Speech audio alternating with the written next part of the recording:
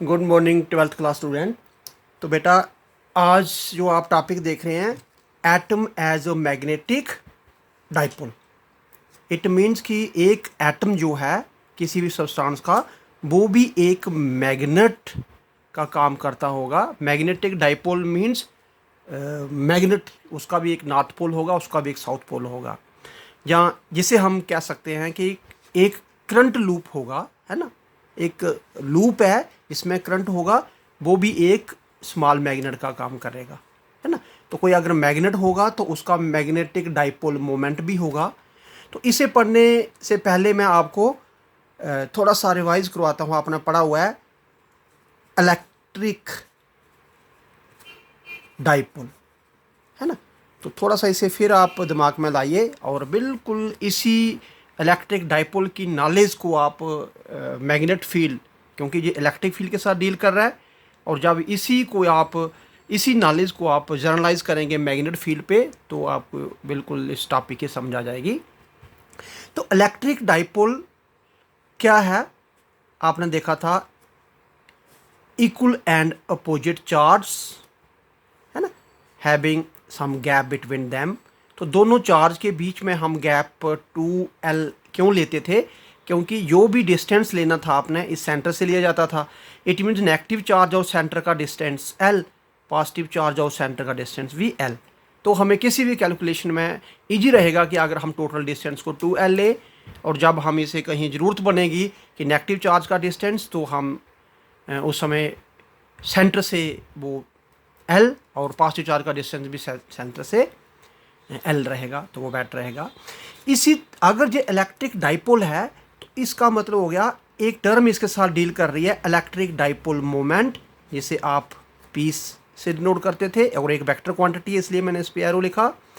Charge कितना है कोई भी एक, तो चार्ज का ये चीज़ याद रखें बच्चे कि हम माइनस साइन या प्लस साइन, माइनस नहीं लेंगे, उसके साइन नहीं लेंगे उसके साथ, बस मैग्नीट्यूड लेंगे। तो मैग्नीट्यूड में जे वाला चार्ज भी उतना ही है, जे वाला चार्ज भी उतना ही। तो किसी भी एक चार्ज का मैग्नीट्यूड और दोनों चार्ज के बीच में जो गैप है ना, ये।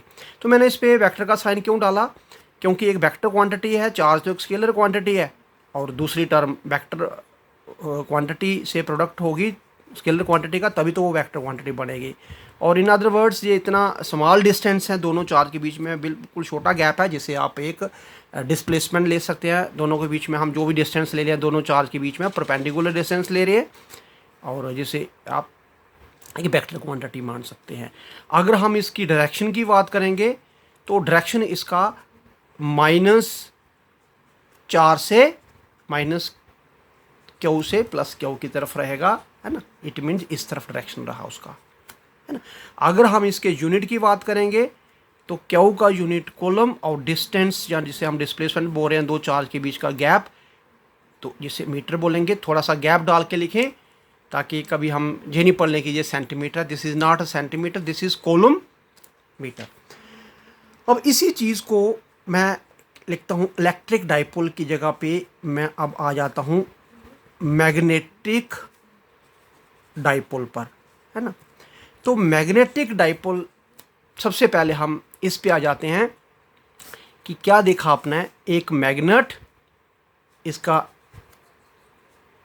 एक पोल जो है नॉर्थ पोल। अब देखिए, -Q में चार्ज लाइंस की अगर हम बात करें तो एंटर करती हैं, +Q से बाहर निकलती हैं।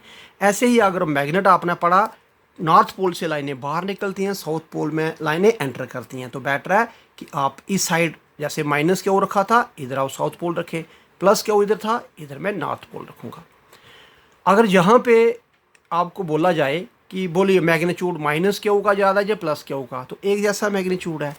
ऐसे ही नॉर्थ पोल की स्ट्रेंथ हो या साउथ पोल की स्ट्रेंथ हो, वो भी एक जैसी होती है, और इसे आप स्मॉल m से रिप्रेजेंट करते हैं। इसका भी ये एक सेंटर आ गया, जिसे मैं O से रिप्रेजेंट कर रहा हूँ, और जहाँ पर भी दोनों के बीच का जो डिस्टेंस, जिससे आप मैग्नेटिक लेंथ की बात कर रहे हैं, वो 2L है ना। तो जहाँ पे भी इन दोनों की स्ट्रेंथ एक जैसे ये दोनों चार्ज एक जैसे थे, जहाँ पे स्ट्रेंथ 0 ऐसे जहाँ पे भी अगर आप इलेक्ट्रिक फील्ड देखें तो जीरो, क्योंकि पॉजिटिव चार्ज के कारण जो इलेक्ट्रिक फील्ड बनेगी इस साइड बनेगी, नेगेटिव चार्ज के कारण इस साइड बनेगी, है ना, सेम डिस्टेंस पे है पॉइंट, तो जहाँ पे ऑलमोस्ट जीरो इलेक्ट्रिक फील्ड, जहाँ पे जीरो मैग्नेटिक फील्ड। अगर मैं मैग्नेटिक डाइपोल बोल रहा हूँ तो ये मैग्नेट डाइपोल हो गया, जैसे इलेक्ट्रिक डाइपोल की तरह। ऐसे ही मैग्नेटिक डाइपोल मोमेंट, जिसे आप कैपिटल एम से डिनोट करेंगे, याद रखेंगे आज के बाद। स्मॉल एम जो है पोल की स्ट्रेंथ है और कैपिटल एम जो है मैग्नेटिक डाइपोल मोमेंट है। जैसे इधर क्यू लिखा था, क्यू की जगह पे आपने क्या लिखना, पोल की स्ट्रेंथ। डिस्टेंस अभी भी अगर 2L ले रहे हैं तो डिस्टेंस अभी भी 2L लेना है वो। तो ये आ गया हमारे पास मैग्नेटिक डाइपोल मोमेंट। अब जैसे आपने डायरेक्शन की बात की थी तो इधर भी डायरेक्शन होगी माइनस क्यू से प्लस क्यू।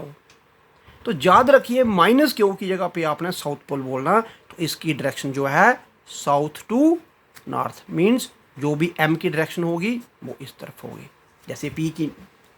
अगर हम यूनिट की बात करेंगे तो इस केस में है ना, एम का यूनिट एम्पेयर मीटर होता है, और एक बार और डिस्टेंस का यूनिट फिर से मीटर, तो याद रखिए एम्पेयर मीटर स्क्वायर इसका यूनिट हो गया, है ना। तो ये छोटी छोटी चीज़ें याद रखिए। अगर मैं पोल स्ट्रेंथ के यूनिट की बात करूं तो एम्पेयर मीटर, है ना। मैग्नेटिक डाइपोल मोमेंट के यूनिट की बात करूं तो एम्पेयर मीटर स्क्वायर। तो इसी तरीके से अभी आपने लास्ट चैप्टर में पढ़ा कि अगर हमारे पास करंट कैरिंग लूप है और जिसमें करंट जा रहा है, मान के चलिए कि ये इसमें करंट चल रहा है, तो करंट क्लॉकवाइज भी हो सकता है, एंटी क्लॉकवाइज भी हो सकता है। तो मैं यहाँ पे क्लॉकवाइज करंट लेता हूँ। अगर आप इस टॉप व्यू देखेंगे इस करंट को, तो आपको लगेगा कि करंट क्लॉकवाइज है ना। क्लॉकवाइज करंट होने से ये लूप ऊपर वाला as a south pole behave करेगा। लेकिन अगर मैं बॉटम व्यू लेता हूं, नीचे की तरफ से देखता हूं, तो बॉटम व्यू क्या दिखेगा आपको कि इसमें करंट जो है एंटी क्लॉकवाइज है ना। तो एंटी क्लॉकवाइज करंट दिखेगा आपको, और एंटी क्लॉकवाइज करंट अगर हो तो उस साइड से हम लूप को नॉर्थ पोल ट्रीट करेंगे। इट मीन्स इस करंट कैरिंग लूप का ऊपर वाली side as a south pole और नीचे वाली side as a north pole behave कर रही है। इट मीन्स ये भी एक डाइपोल हो गया, है ना। अगर ये डाइपोल है तो इसका भी डाइपोल मोमेंट होगा। तो कहने का मतलब हो गया, ये आपने कैसे याद रखना, इस तरीके से अगर करंट क्लॉकवाइज है तो आप ये दो एरो लूप के अंदर डालें, जैसे ऐसे डाले हुए हैं, है ना, और इन दोनों को मिला दिया जाए। तो देखिए साउथ पोल। अगर करंट एंटी क्लॉकवाइज है तो ये करंट आप एंटी क्लॉकवाइज बना लीजिए, एरो नीचे की तरफ, यहाँ पे भी एरो नीचे की तरफ, एरो ऊपर की तरफ, जहाँ पे भी एरो ऊपर की तरफ, और इनको आप मिला दीजिए, तो ये नॉर्थ पोल, है ना। तो एक ही लूप के दो अलग व्यू हैं। टॉप व्यू में करंट अगर क्लॉकवाइज दिखता है तो बॉटम व्यू से करंट एंटी क्लॉकवाइज होगा। अगर टॉप व्यू से वो साउथ पोल बिहेव कर रहा है और बॉटम व्यू से वो नॉर्थ पोल, इट मीन्स एक करंट लूप जो है एक मैग्नेट की तरह काम कर रहा है ना, जिसका अपना नॉर्थ पोल है, जिसका अपना साउथ पोल है। अब क्वेश्चन ये है, जैसे एक मैग्नेट है तो फिर उसका मैग्नेट डाइपोल मोमेंट भी होना चाहिए। तो ये एक करंट कैरिंग लूप भी एक मैग्नेट है, तो इसका मैग्नेटिक डाइपोल मोमेंट होना चाहिए मैग्नेटिक डाइपोल मोमेंट। अब मैग्नेटिक डाइपोल मोमेंट को आपने कैपिटल एम से रिप्रेजेंट किया हुआ है ना। तो इसे आप पूरा नाम मैग्नेटिक डाइपोल मोमेंट, और जनरली इसे आप मैग्नेटिक मोमेंट वर्ड से ही पढ़ते हैं। तो देखिए किसके बराबर आएगा। अब जहाँ पे पोल स्ट्रेंथ तो है नहीं कोई भी, है ना, तो जहाँ पे करंट है तो आप लिखेंगे इसमें करंट कितना है। और अब जैसे यहाँ दो पोल के बीच में आप कितना गैप था वो लिख लेते थे। यहाँ पे आप पोल ही डिफाइन नहीं कर पा रहे हैं कि नॉर्थ पोल कहाँ पे है, साउथ पोल सिर्फ ऊपर वाला नॉर्थ पोल, नीचे वाला साउथ पोल, तो आप इस केस में दोनों पोल के डिस्टेंस के बजाय हम ले लेंगे इस लूप का एरिया कितना है ना। और कोई भी एरिया होगा, एरिया बेसिकली एक स्केलर क्वांटिटी है, लेकिन जैसे ही उस पर आप परपेंडिकुलर ड्रा कर देंगे तो वो एरिया वेक्टर बन गया, एक वेक्टर क्वांटिटी बन गया, है ना। तो जहाँ पे एरिया क्या है, एक ए क्या है यहाँ पे, एरिया वेक्टर, है ना। तो डिफरेंस क्या है एरिया और एरिया वेक्टर में, तो अगर हमें परपेंडिकुलर ड्रा नहीं किया हुआ है तो वो एरिया हो गया, अगर उसी एरिया पे परपेंडिकुलर ड्रा कर दिया तो वो एरिया वेक्टर हो गया। ये इसका तो एक करंट कैरिंग लूप का डाइपोल मोमेंट आप इस फार्मूले से निकाला जाएगा, और ये आप आई और एरिया पाई आर के ले सकते हैं अगर इसकी रेडियस को आपने आर बोला, है ना। तो ये हमारे पास मैग्नेटिक डाइपोल मोमेंट। अब क्वेश्चन राइज होगा कि जब इसके साउथ पोल और नॉर्थ पोल ही डिफाइन नहीं है तो इसकी डायरेक्शन क्या रहेगी। तो आपने डायरेक्शन के लिए क्या करना, फिर अपने राइट हैंड को यूज़ करना, जिस डायरेक्शन में करंट जा रहा है उस डायरेक्शन में आप क्या करिए, राइट हैंड की फिंगर्स रखिए। तो अगर ये हमारे पास क्लॉकवाइज करंट है तो फिंगर को क्लॉकवाइज रख के देख लीजिए, और थंब की डायरेक्शन किस तरफ आ रही है, नीचे की तरफ, तो बिल्कुल आप क्या करेंगे, इसका मैग्नेटिक डाइपोल मोमेंट जो है तो परपेंडिकुलर डाउनवर्ड हो गया। अगर एंटी क्लॉकवाइज करंट जो है तो आप राइट हैंड की फिंगर्स को एंटी क्लॉकवाइज रख के देख लीजिए, देखिए थंब की डायरेक्शन क्या है, ऊपर की तरफ, तो इसमें मैग्नेटिक डाइपोल मोमेंट जो है उसकी डायरेक्शन जो है ऊपर की तरफ होगी, perpendicular upward to the plane, है ना। दिस इज परपेंडिकुलर अपवर्ड, किसके upward, to the plane of the loop, to the plane of the loop. तो perpendicular downward to the plane of the loop, perpendicular upward to the plane of the loop. अब आपने ये देखना कि ये जो magnetic dipole moment इस circular loop में करंट कैरिंग लूप का जो निकला है ना, ये जरूरी नहीं है कि करंट कैरिंग लूप जो है सर्कुलर होगा तभी उसका मैग्नेटिक डाइपोल मोमेंट आएगा। ये अगर रेक्टेंग मतलब कोई भी लूप होगा जिसमें करंट होगा उसका मैग्नेटिक डाइपोल मोमेंट होगा, राइट। अब अगर हम एक एटम की बात करें तो आपने टाइटल दिया था इधर atom as a magnetic dipole. तो देखिए अगर हम एक एटम की बात करें, एटम्स में इलेक्ट्रॉन्स क्या करते हैं, है ना, मूव कर रहे हैं। मान के चलिए कि ये मैंने एक एटम लिया और मैंने उस एटम का एक ऑर्बिट ले लिया जिसकी रेडियस आर है और उसमें ये इलेक्ट्रॉन मूव कर रहा है। अब इसमें अगर इलेक्ट्रॉन मूव कर रहा है तो अंडरस्टूड है कि इसमें करंट की डायरेक्शन क्या होगी, तो करंट की डायरेक्शन इसमें ऐसे होगी। तो करंट की डायरेक्शन जो है इलेक्ट्रॉन की डायरेक्शन के अपोजिट होगी। अगर इलेक्ट्रॉन इसमें एंटी क्लॉकवाइज मूव कर रहे हैं तो इसमें जो करंट होगा उसकी डायरेक्शन क्लॉकवाइज होगी, है ना। तो ऐसे ही एक एटम में बहुत सारे इलेक्ट्रॉन हैं, डिफरेंट डिफरेंट ऑर्बिट्स पे इलेक्ट्रॉन है। इट मीन्स हर ऑर्बिट में करंट है। अगर उसमें से मैं एक उस एटम का एक ऑर्बिट ले लेता हूँ और रेडियस का, जो मैंने ऐसे डायग्राम पे बनाया अभी, तो हम क्या बोलेंगे कि ये भी एक लूप हो गया जिसमें करंट है। तो इसका मतलब हो गया ये एक मैग्नेटिक डाइपोल है और इसका मैग्नेटिक डाइपोल मोमेंट होना चाहिए।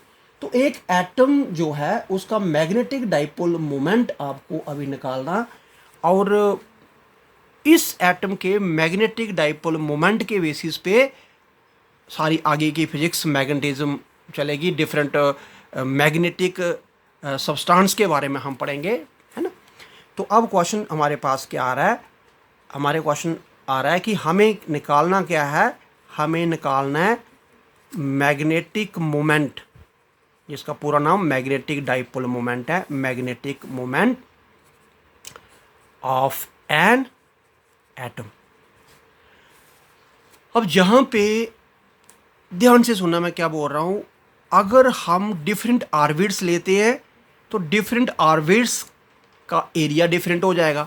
जैसे मैग्नेटिक डाइपोल मोमेंट की अगर आप मैथमेटिकली देखिए एक्सप्रेशन तो आई ए है ना। तो अगर डिफरेंट लूप लेते हैं डिफरेंट रेडियस का तो ऑब्वियसली एरिया डिफरेंट हो जाएगा। जब एरिया डिफरेंट हो जाएगा तो एम की वैल्यू डिफरेंट हो जाएगी।